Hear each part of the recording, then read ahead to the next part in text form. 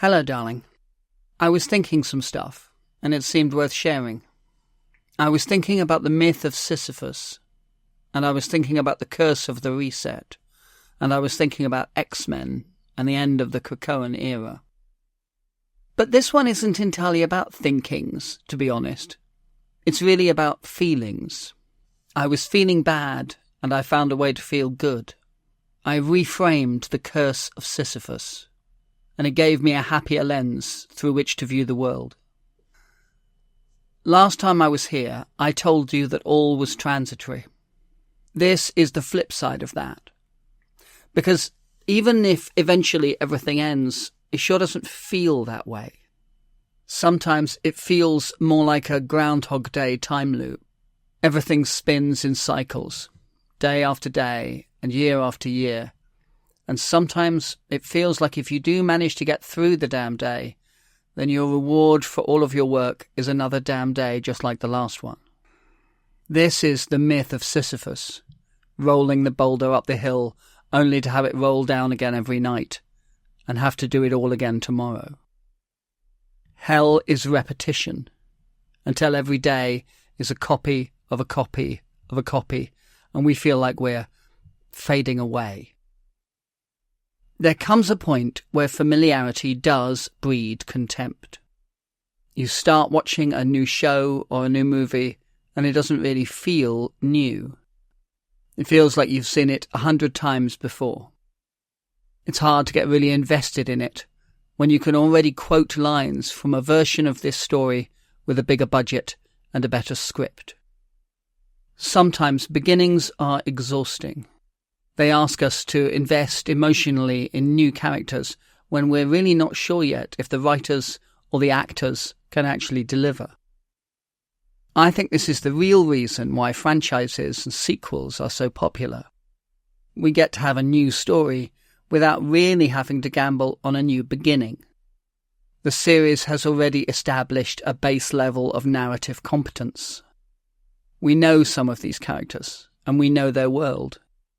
We may not entirely trust this next chapter, but we might trust it more than a truly new story full of strangers. The idea that familiarity can breed contempt is a special curse for those of us who read comic books.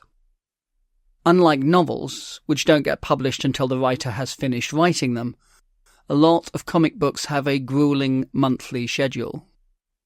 Popular characters may have more than one monthly title, on top of annuals and specials and limited series and team-ups and crossovers and the rest.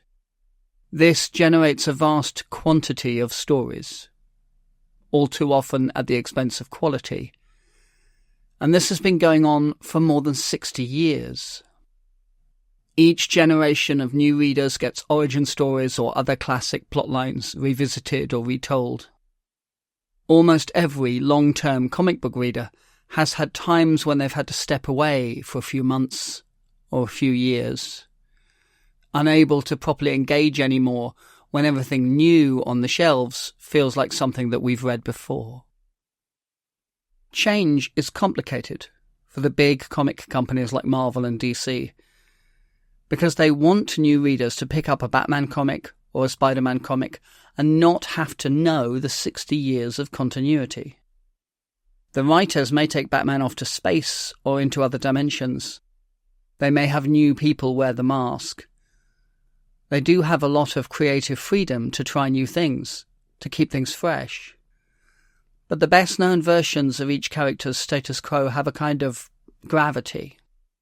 Today's writers can do what they like, but they do so knowing full well that sometime in the 10 years after they leave the book, Batman will be Bruce Wayne again, and he'll be back in Gotham City.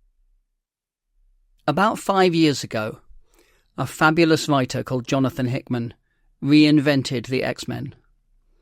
And he did so more thoroughly and more profoundly and more successfully than anyone else has done in almost 40 years. He had them founding a new mutant nation on the island of Krakoa. He completely overturned their existing status quo, designing an audacious new world for them to live in. And having built that world, he gathered around him a talented collection of other writers to tell stories in it.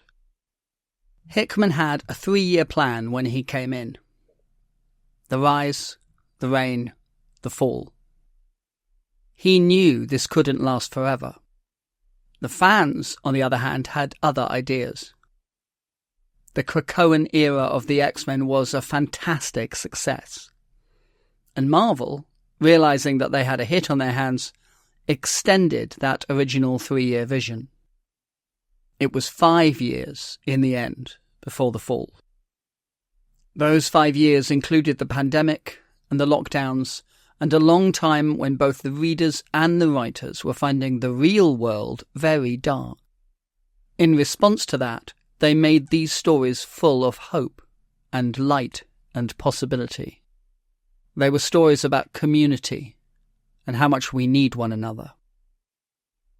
The final issues of the Krakoan era came out in June of this year, and the team of writers and artists who crafted them worked hard to make them a proper goodbye to the 5 years that had come before. Yes, it was sad, but it was also beautiful and hopeful, and very much in keeping with the whole piece. Afterwards, having read them all, it was hard for me not to feel disgruntled at the idea that in another few months the whole line would be relaunched with a new creative team. Fans of James Bond get a few years of peace before another Bond actor gets cast. But that's not the way it works in comic books. Any ending will always have a new beginning hard on its heels. I don't know yet what that new beginning will look like for the X-Men, but the chances are very slim that it could possibly be as good as what just finished. And that's what got me thinking about the myth of Sisyphus. How it feels to be trapped in a loop of repetition. There will always be another James Bond. Summer will always move through autumn into winter. And sometimes the turning of those wheels feels like grinding. But here's the thing. If I had decided 10 years ago that I'd had enough of the relentless repetition of the same old stories being retold, if I had decided that I didn't care anymore and walked away, then I would have missed out on the whole Krakoan era, and I would never have known what I was missing. Yes, I was sad that it had ended. Yes, I don't think that what comes next will be as good. But the Krakoan era had actually proved that hope might be rewarded. That sometimes a new thing comes along when you least expect it and is just brilliant. Imagine a kid at the bottom of a hill with a football. They kick the ball up the hill and it rolls back down to them and they kick it up again and again.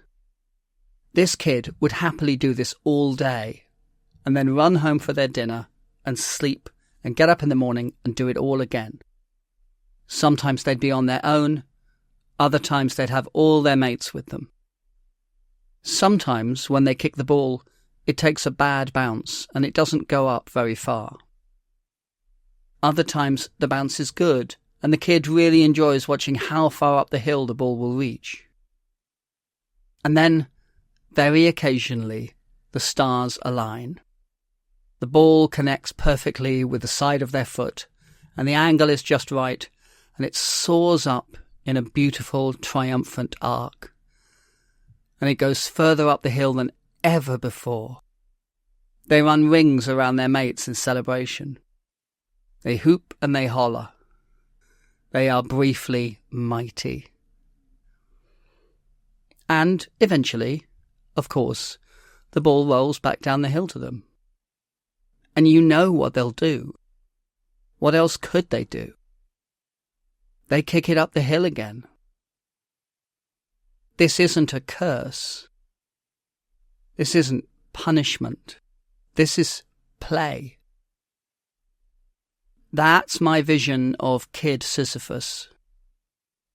That's why I'll be reading the new X-Men books when they land on my Marvel Unlimited app. And why I'll be watching the next Bond movie when it rolls around again. And in future, when the day ahead of me sometimes feels like a copy of the day before, when I'm feeling a little ground down by the turning of those wheels, I'm going to try to think about that kid on the hill. I think that kid Sisyphus has a lot to teach me. Anyway, that's what I was thinking about, and it felt worth sharing.